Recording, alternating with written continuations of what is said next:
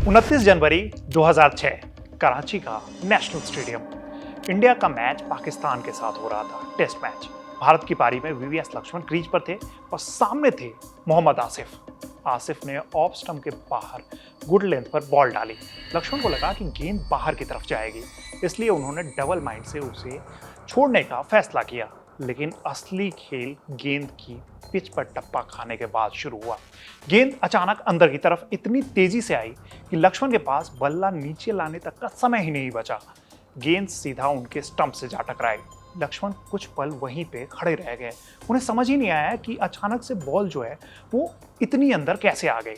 इस गेंद को बाद में ESPN की द क्रिकेट मंथली ने अपनी बॉल्स ऑफ द सेंचुरी की सीरीज में नंबर 2 पर रखा। यानी कि आप समझ सकते हैं कि कितनी बेहतरीन बॉल थी। लेकिन सवाल यह है कि आसिफ ने इतनी कम रफ्तार में गेंद को इतना खतरनाक कैसे बना दिया। यानी कि उनके पास ज़्यादा रफ्तार नहीं थी, फिर भी उनकी गेंद इतनी खतरनाक कैसे होती थी। और आखिर उनकी गेंदबाजी में ऐसा क्या था कि जो बल्लेबाज को आखिरी पल तक ये समझ नहीं आता था कि बॉल बाहर जाएगी या फिर अंदर आएगी। नमस्कार, मेरा नाम है रविराज और आज हम आपको मोहम्मद आसिफ की स्टोरी सुनाने जा रहे हैं। आगे बढ़ने से पहले एक रिक्वेस्ट है कि जिस तरीके से आप लोग कमेंट बॉक्स में कहते हैं कि इस प्लेयर का किस्सा हमें सुनना है, वो प्लीज आप सजेशन देते रहिए। आगे बढ़ते हैं। मोहम्मद आसिफ का जन्म 20 दिसंबर 1982 को पंजाब के मचीपुर इलाके में हुआ। उनका क्रिकेट किसी बड़ी एकेडमी से नहीं बल्कि शेखपुरा की सड़कों और टेप बॉल क्रिकेट से शुरू हुआ।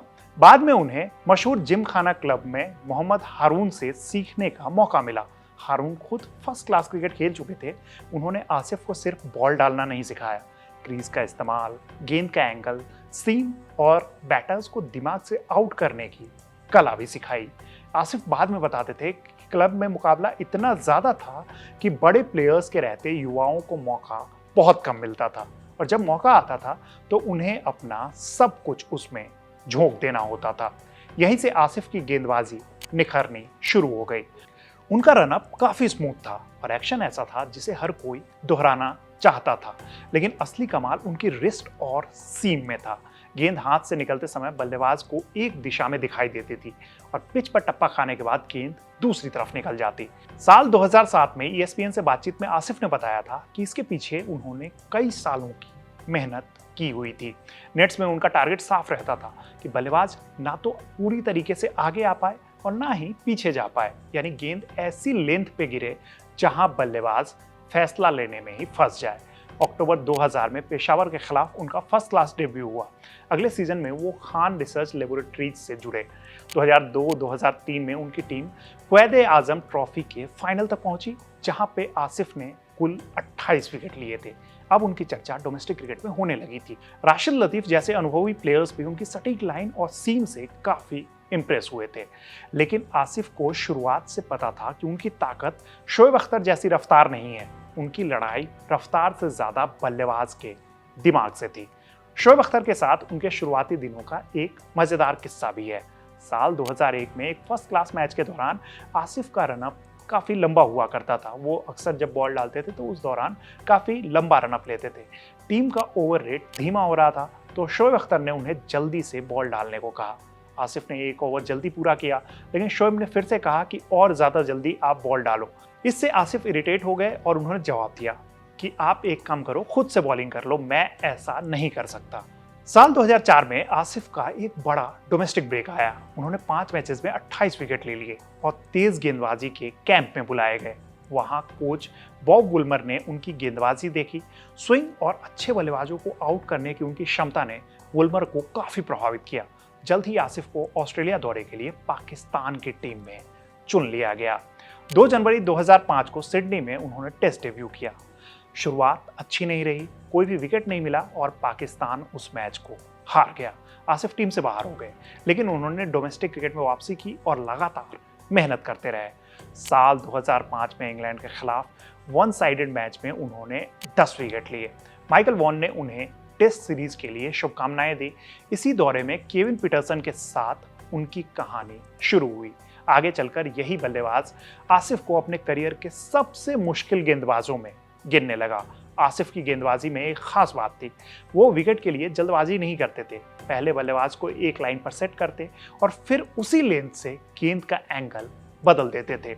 यही वजह थी कि उनके विकेट अचानक दिखाई देते थे, लेकिन उनके पीछे कई गेंदों की तैयारी होती थी, यानी कि हर विकेट के लिए वो कई बॉल्स की प्रैक्टिस किया करते थे। कराची टेस्ट में भारत के खिलाफ आसिफ ने इसी कला का शानदार उदाहरण दिया। पहली पारी में उन्होंने वीवीएस लक्ष्मण, राहुल द्रविड़ और युवराज सिंह को आउट किया। दूसरी इनिंग में उन्होंने वीरेंद्र सहवाग, वीवीएस लक्ष्मण और सचिन तेंदुलकर को आउट किया। लक्ष्मण दोनों इनिंग्स में बोल्ड हुए, जो कि आपको बहुत कम देखने को मिलता था। लक्ष्मण जल्दी बोल्ड नहीं होते थे। मैच में आसिफ ने कुल 7 विकेट लिए। द गार्डियन में छपी एक रिपोर्ट में उस दौर की उनकी गेंदबाजी को इस वजह से खास बताया गया कि वो बल्लेबाजों की टेक्निक को लगातार परखते थे। आसिफ के लिए बड़े बल्लेबाजों को आउट करना अलग सेटिस्फैक्शन देता था। उनका मानना था कि पुछल्ले बल्लेबाजों का विकेट उतना खास नहीं होता है, यानी कि टेलेंडर्स को आउट करके क्या ही मिलने वाला है, जितना दुनिया के बेहतरीन बल्लेबाजों को अपनी प्लानिंग में फंसाना। फिर आया श्रीलंका का टूर। कोलंबो में आसिफ ने 6 विकेट लिए और कैंडी में 11 विकेट लेकर मैच में तहलका मचा दिया। खास बात यह थी कि दूसरे गेंदबाज उसी पिच पर उतनी मूवमेंट नहीं निकाल पा रहे थे। बाद में आसिफ ने बताया कि एक साथी गेंदबाज ने उनसे पूछा था कि आखिर गेंद इतनी स्विंग कैसे हो रही है, जबकि बाकी गेंदबाजों के लिए वो बिल्कुल भी काम नहीं कर पा रहा। यानी कि बाकी बॉलर्स जो है वो स्विंग कराने की कोशिश कर रहे थे, लेकिन उनकी बॉल जो है वो स्विंग ही नहीं हो पा रही थी। आसिफ ने तब मजाक में कहा था कि शायद वो श्रीलंकन टीम को आउट करने के लिए जल्दी में थे, या श्रीलंकाई बल्लेबाज जो हैं वो खुद से जल्दी से आउट हो रहे थे। लेकिन मजाक के पीछे उनकी गेंदबाजी की असली ताकत छिपी हुई थी। वो सीम और रिस्ट के जरिए गेंद को आखिरी पल तक बल्लेबाजों से छिपा कर रखते थे। यानी कि बल्लेबाजों को, जैसा कि मैंने पहले भी बताया, कि समझ ही नहीं आता था कि बॉल जो है स्विंग होने के बाद अंदर की तरफ आ जाएगी या फिर बाहर की तरफ निकलेगी। केविन पीटरसन के खिलाफ भी आसिफ की प्लानिंग बेहद खास थी। वो मानते थे कि पीटरसन जल्दी अटैक करना पसंद करते हैं, यानी कि पीटरसन आते ही बॉलर्स पे अटैक करने की कोशिश करते हैं, इसलिए उनके खिलाफ धैर्य से गेंदबाजी करना ज़्यादा ज़रूरी था। आसिफ बल्लेबाजों की आदतें पहले पढ़ते थे और फिर उसी के हिसाब से बॉल डालते थे। यानी कि उनको हर बैटर्स की प्लानिंग, हर बैटर्स का स्टांस, ये सब चीज़ें पता होती थी कि कौन किस तरीके से बैटिंग करना चाह रहा है, कहाँ पे शॉट खेल सकता है, और उसी के हिसाब से वो गेंदबाजी करते थे। वो स्पेल की प्लानिंग पहले से बना लेते थे। राहुल द्रविड़ जैसे बल्लेबाज के खिलाफ वो एक ही लाइन पर लगातार गेंद डालकर पहले लय बनाते, जबकि पीटरसन जैसे बल्लेबाज के खिलाफ उन्हें लगता था कि अगर वो अटैक करेंगे तो इसका इस्तेमाल उनके ही खिलाफ किया जा सकता है।